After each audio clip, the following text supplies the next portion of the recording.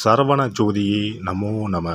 வாழ்க வையகம், வாழ்க வளமுடன். அனைத்து தமிழ் நெஞ்சங்களுக்கும் கனிவான வணக்கங்கள். நாம் இந்த பதிவில் பெயர்ச்சி அடையும் குரு பகவான் உங்கள் ராசிக்கு என்னென்ன சுப மற்றும் அசுப பலன்களை தரப்போகிறார், அதற்கான பரிகாரம் என்ன என்பதனை பற்றி விரிவாக காண்போம். உங்கள் வாழ்வில் வளமும் நலமும் செல்வ செழிப்பும் பெற எல்லாம் வல்ல இறைவனை உளமாற வேண்டி விரும்பி கேட்டுக்கொள்கிறேன். ஒருவரின் ஜாதகத்தில் எந்த கிரகம் உங்களுக்கு சாதக பலன் தருதோ இல்லையோ, ஆனால் குரு கிரகத்தின் நற்பலன்களை கொண்டவர்கள் சிறிது கஷ்டத்தை சந்தித்தாலும் வாழ்க்கையில் முன்னேறி விடுவார்கள்.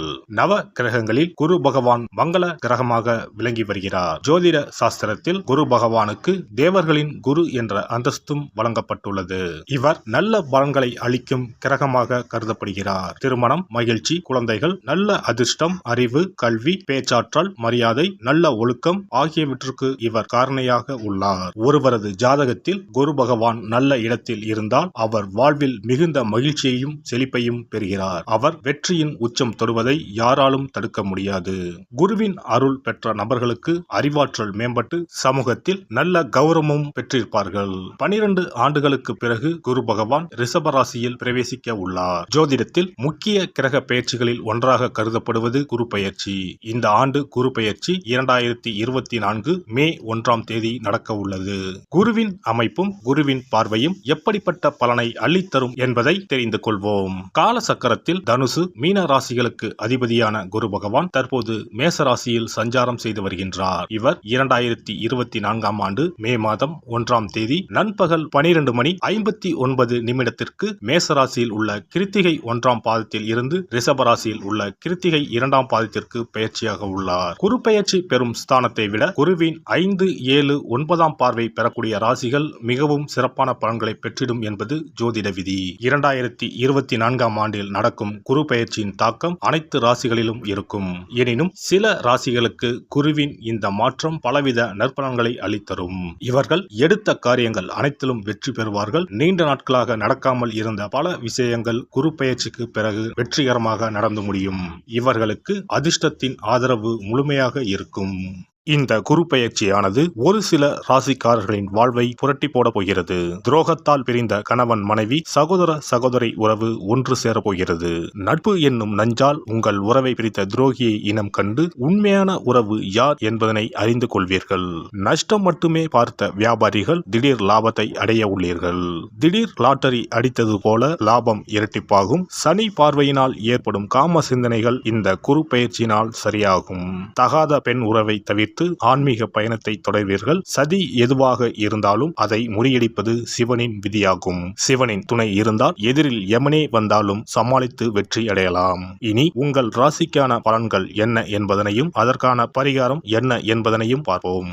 துலாம் ராசி அன்பர்களே, சுக்கிரனை ராசி அதிபதியாக கொண்ட துலாம் ராசிக்காரர்களுக்கு ராசிக்கு 7ஆம் பாவத்தில் பயணம் செய்யும் குரு பகவான் சித்திரை மாதம் முதல் 8ஆம் வீடான அஷ்டமஸ்தானத்தில் பயணம் செய்ய போகிறார். ஏற்கனவே இருந்த இடம் நல்ல இடம்தான். குரு பகவானின் நேரடி பார்வையால் யோகத்தை அனுபவித்தீர்கள். சிலருக்கு கடந்த காலங்களில் கிணற்றுக்குள் போட்ட கல்லை போல செயல்பாடுகள் முடங்கித்தான் இருந்தது. 8ஆம் வீட்டில் பயணம் செய்ய போகும் குரு பகவான் உங்கள் ராசிக்கு 12ஆம் பாவத்தை பார்க்க போவதால் இதுவரை தடைப்பட்ட காரியங்கள் விரைந்து நடக்கும். அதே நேரத்தில் தனஸ்தானத்தை குரு பகவான் பார்க்க போவதால் உங்களின் பொருளாதார நிலை உயரும். பண வருமானம் அதிகரிக்கும். சேமிப்புகள் கூடும். குடும்பத்தில் சுபகாரியம் நடைபெறும். பணம் கொடுக்கல் வாங்கலில் உள்ள சிக்கல்கள் மறையும். கொடுத்த கடன் திரும்ப வரும். வரவேண்டிய பண வருமானம் கைக்கு வரும். பூர்வீக சொத்துக்கள் விற்பனை செய்வதன் மூலமாக அல்லது வாங்கிய சொத்துக்களை நல்ல விலைக்கு விற்பதால் லாபம் வரும். பணத்தால் குடும்பத்தில் ஏற்பட்டுள்ள மனக்கசப்புகள் அகலும். கணவன் மனைவி உறவு பலப்படும்.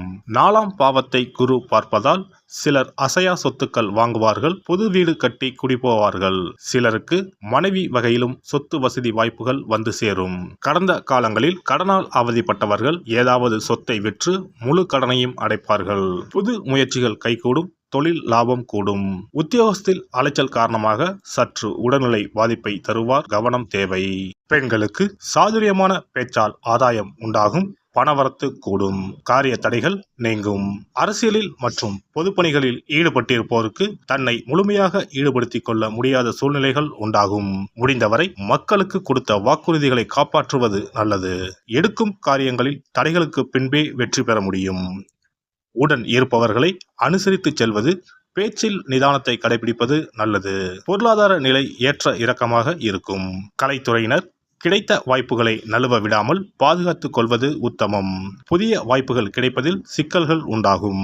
நெருக்கடியான சூழ்நிலைகளால் உடல்நிலை பாதிப்புகள் ஏற்பட்டு மன அமைதி குறையும். உடன் இருப்பவர்களாலே வீண் பிரச்சனைகளை சந்திப்பீர்கள். பண வரவுகள் தேவைக்கேற்றபடி இருக்கும். மாணவர்களுக்கு ஆசிரியர்கள் சக மாணவர்களின் உதவிகள் கிடைக்கும். பாடங்களை நன்கு படிப்பது கூடுதல் மதிப்பெண் பெற உதவும். சித்திரை நட்சத்திரம். இந்த குரு பெயர்ச்சியால் சில காரியங்கள் எதிர்மறையாக நடக்கும். நீங்கள் இதுவரை எதிர்பார்த்த காரியங்கள் எல்லாம் இழுபறியாக நிறைவேறாமல் இருந்தாலும் ஏதாவது ஒரு வகையில் எப்படியும் நடந்துவிடும் என்ற நம்பிக்கை இருக்கும்.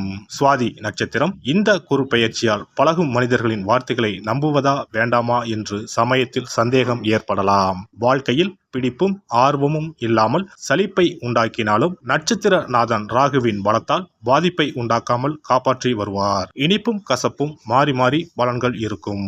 விசாகம் நட்சத்திரம். இந்த குரு பெயர்ச்சியால் குடும்பத்தில் நிலவி வந்த பிரச்சனைகள் மறையும். சிலருக்கு திருமணம் மற்றும் சுப நிகழ்ச்சிகள் நடப்பதில் தாமதம் ஏற்படும். யாருக்கும் வாக்கு கொடுக்கும் முன் ஆலோசனை செய்து கொள்ளவும். வெள்ளிக்கிழமைகளில் ராஜ ராஜேஸ்வரியை அர்ச்சனை செய்து வழிபட எல்லா நன்மைகளும் உண்டாகும். செல்வம் சேரும், செல்வாக்கு உயரும்.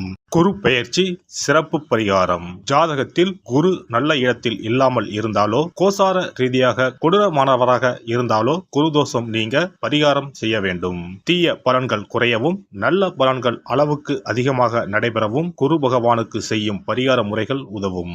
வியாழக்கிழமை தோறும் தட்சிணாமூர்த்தி வழிபாடு செய்வது சிறப்பான பலன்களை கொடுக்கும். வியாழன் அன்று குரு ஓரையில் நல்ல நேரத்தில் குருவிற்கு உரிய கோலத்தை வடகிழக்கு திசையில் கோலமிட்டு அதன் மேல் முல்லை மலர்கள் பரப்பி குரு எந்திரத்தை வைத்து அதற்கு முல்லை மலர் சூட்டி சந்தன பொட்டிட்டு பொன்னிற தட்டில் கொண்டை கடலை வைத்து தூப தீபம் காட்டி குரு காயத்ரி மந்திரத்தை 108 முறை மன ஒருமையுடன் கூறினால் குருவால் ஏற்பட்ட தீய பலன்கள் விலகும். நல்ல பலன்கள் மேலும் மேலும் அதிகரிக்கும்.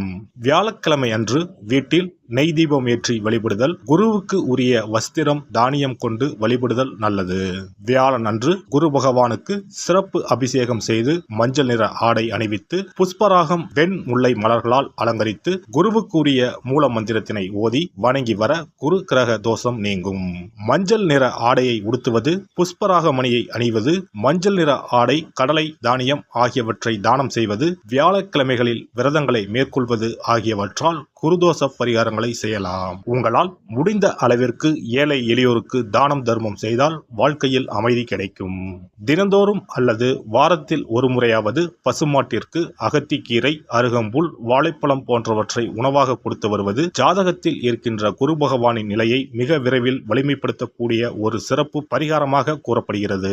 ஜாதகத்தில் குரு வலிமை இழந்திருக்கும் நிலையில் வியாழக்கிழமைகளில் அவருக்கு உரிய மஞ்சள் நிறத்தில் இருக்கும் லட்டுகளை வாங்கி தட்சிணாமூர்த்திக்கு நைவேத்தியம் செய்து கோவிலுக்கு வரும் பக்தர்களுக்கு வழங்குவதும் மங்களகரமான மஞ்சள் நிற பொருட்களை பிறருக்கு தானம் கொடுப்பதும் சிறந்த பரிகாரங்களாகும். குரு பகவானின் பரிபூர்ணமான அருள் கிடைக்க கோவில்களில் நடைபெறும் யாக பூஜைகளுக்கு தேவையான பொருட்களை வாங்கி தரலாம். ஒரு முறையாவது ஆலங்குடி சென்று குரு பகவானை வழிபாடு செய்து வாருங்கள். அல்லது தஞ்சாவூர் அருகே இருக்கக்கூடிய திட்டைக்கு சென்று ராஜகுருவாக இருக்கும் குரு பகவானை வணங்கினால் மலையளவு இருக்கக்கூடிய கஷ்டங்கள் கூட கடுகளவு குறையும். குலதெய்வ வழிபாடு நன்மை பயக்கும்.